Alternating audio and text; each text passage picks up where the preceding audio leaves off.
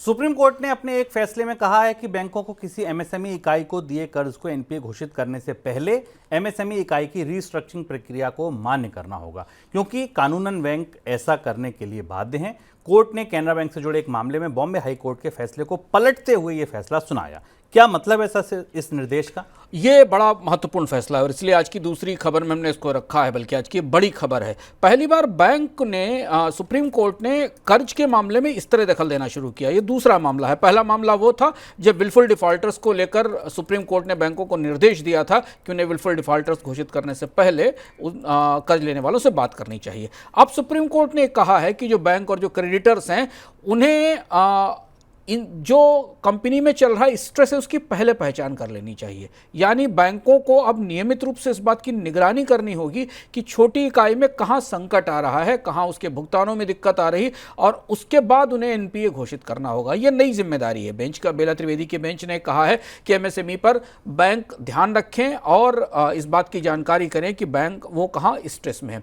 यह थोड़े बैंकिंग के आम कामकाज से थोड़ी अलग सी बात है, क्योंकि आमतौर पर बैंक कोई एमएसएमई कंपनी कैसे काम कर रही है इससे ज़्यादा इस बात पर से चिंतित होते हैं कि उनका समय पर किस्त आ रहा है कि नहीं आ रहा, और एक निर्धारित समय के बाद बैंक का खाता एनपीए घोषित कर दिया जाता है कंपनी का, अगर कंपनी ने समय पर कर्ज का भुगतान नहीं किया है।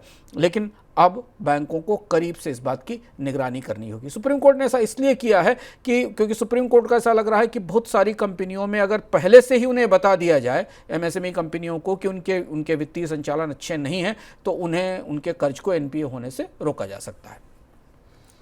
टैक्स हेवन देशों में बैंक अकाउंट, स्टॉक होल्डिंग्स और ट्रस्ट के बाद अब सरकार की नज़र अमीर भारतीयों की विदेशी प्रॉपर्टी पर है। इनकम टैक्स डिपार्टमेंट ने पिछले हफ्ते करीब आधा दर्जन एचएनआई को नोटिस भेजकर उनसे स्विट्जरलैंड और पुर्तगाल में खरीदी गई प्रॉपर्टी के बारे में जानकारी मांगी है।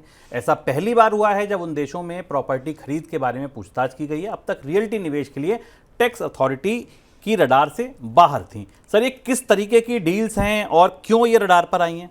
शुभम मैम, इसमें अगर आप चाहें तो एक पिछले इकोनॉमिकों का संदर्भ ले सकते हैं जिस पर हमने विस्तार से चर्चा की थी कि भारत में जो हाई नेटवर्थ इंडिविजुअल्स हैं, फैमिली ऑफिसेज हैं, जिनके पास अब सरप्लस फंड्स हैं और वो विदेश में अलग अलग जगह अन्य विकल्पों में उसका निवेश कर रहे हैं। और इसमें जो नया और ताज़ा विकल्प है वो प्रॉपर्टी खरीदना है, खासतौर से यूरोप के देशों में। भारत सरकार को जो अन्य देशों के साथ ऑटोमेटिक एक्सचेंज ऑफ इंफॉर्मेशन करना होता है, यानी वो देश अपने यहाँ की सूचनाएं भारत को भेजता है और भारत उनको अपनी सूचनाएं भेजता है, खासतौर पर ओईसीडी कंट्रीज के साथ जो कॉमन रिपोर्टिंग स्टैंडर्ड तय किए गए हैं, सीआरएस तय किए गए, उनके तहत सरकार को ये सूचना मिली कि पुर्तगाल, स्विट्जरलैंड और यूरोप के कई देशों में भारतीय अमीरों ने, एचएनआईज ने प्रॉपर्टीज़ खरीदी हैं, रियल एस्टेट खरीदी हैं, और इसलिए इन्हें नोटिस भेजे गए हैं। ये वही प्रक्रिया है कि धीमे धीमे भारतीय पूंजी में यहाँ सरप्लस पूंजी अब धीमे धीमे अन्य निवेश विकल्पों की तरफ जा रही है, और अब प्रॉपर्टी की डील्स में यूएई भी शामिल है।